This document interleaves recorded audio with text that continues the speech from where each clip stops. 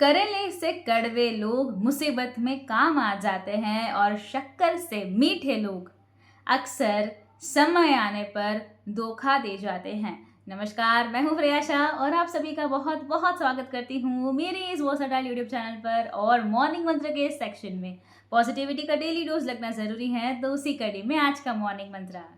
बहुत पुराने ज़माने की बात है। एक राजा जिससे मूर्तियाँ बहुत पसंद थी, उसके महल में बहुत सारी मूर्तियाँ थी और उन मूर्तियों में भी 3 मूर्तियाँ ऐसी थी जो बहुत दूर से वो लेकर के आया था और उसको जान से भी ज़्यादा प्यारी थी। जो भी सेवक उसकी रक्षा में, उसके साफ-सफाई में लगते थे, उन्हें बताया जाता था कि बहुत कीमती है, बेशकीमती है, राजा साहब को बहुत प्रिय है, आपको बहुत ख़्याल रखना है। एक नया-नया सेवक वहाँ भर्ती हुआ, उससे उसका ज़िम्मा मिला कि उसे साफ-सफाई करनी थी। कुछ दिन तो उसने ढंग से की, लेकिन एक दिन उससे चूक हो गई और एक मिट्टी की जो मूर्ति थी, वो नीचे गिर गई और नीचे गिरते ही टूट गई। जैसे ही वो टूटने की खबर फैली, राजा साहब को मालूम चला, उस सेवक को बुलाया गया और भरे दरबार में उसे मृत्यु दंड दे दिया गया।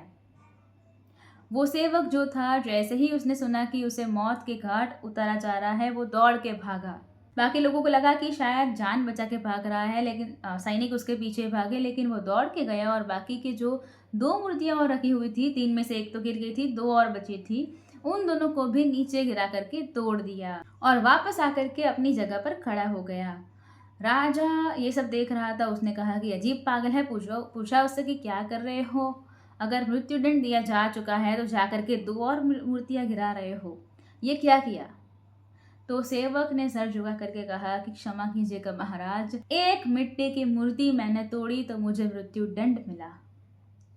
बाकी की जो बची हुई 2 थी, वो भी आज नहीं तो कल, कल नहीं तो परसों, साल 2 साल बाद तो टूटनी ही थी। अमरता का वरदान लेकर के नहीं आई थी और मुझे आप मृत्यु के घाट उतार देते, उसके बाद किसी और से टूटती तो उन्हें भी आप उतार देते। मैंने तो आज 2 लोगों की और जान बचाई है। अब आप मुझे मौत के घाट उतार दीजिए। ऐसा बोल करके सर झुका करके खड़ा हो गया। राजा की आंखें खुल गई। उसने सोचा कि एक सेवक जो है वो इतनी बड़ी बात सोच सकता है, मेरे समझ में नहीं आई। तो राजा ने उससे पूछा कि तुम्हारे आंखों के सामने मृत्यु है, तुम्हारे आंखों के सामने मौत दिख रही है, लेकिन तब भी तुमने दूसरों के हित का सोचा, तुमने 2 लोगों की जान बचाने को सोचा, ऐसा कैसे? तो सेवक ने एक छोटा सा किस्सा सुनाया। उसने कहा कि यहाँ महल में काम करने आने से पहले मैं एक अमीर शेठ के वहाँ पे नौकरी करता था, नौकर था। शेठ जी मेरे काम से खुश थे, लेकिन शेठ जी की आदत थी कि जबकि उनकी जीवन में बुरा होता था तो वो ऊपर वाले को कोसता था, भगवान आपने गलत कर दिया, ये कर दिया। एक दिन भोजन करने के लिए बैठे तो जो ककड़ी थी वो खाने वाले थे। जैसे ही उन्होंने पहला वो ककड़ी का टुकड़ा खाया तो वो कड़वी निकली। तो ऊपर वाले को कोसने लगे और क्रोधित होकर के वो जो ककड़ी थी मेरी तरफ सरका दी कि तुम खा लो। मुझे मालूम था कि ककड़ी जो है कड़वी है। जैसे ही मैंने खाई, बहुत कड़वाहट थी उसमें, लेकिन मुझे बहुत स्वादिष्ट लग रही थी, ऐसा मैंने सोच करके खाया। और शेठ जी ये सब देख करके हैरान था कि अजीब आदमी है, इतनी जो कड़वी ककड़ी है उसको बड़े शांति से खा रहा है। तो उन्होंने मुझसे पूछा कि बहुत कड़वी है, तुम बड़े प्यार से खा रहे हो, कैसे?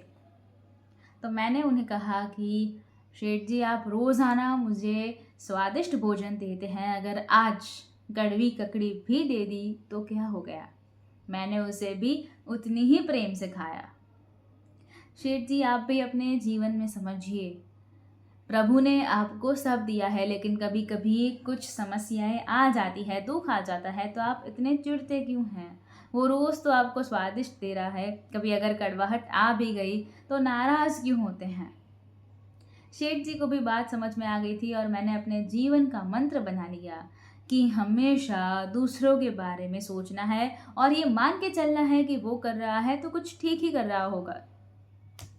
राजा ने जब ये सारी बात सुनी तो उस सेवक को माफ कर दिया, उसे हमेशा हमेशा के लिए वहां नौकरी मिल गई। छोटी सी कहानी लेकिन सिखाती है कि हमेशा दूसरों के बारे में अच्छा सोचना शुरू कीजिए।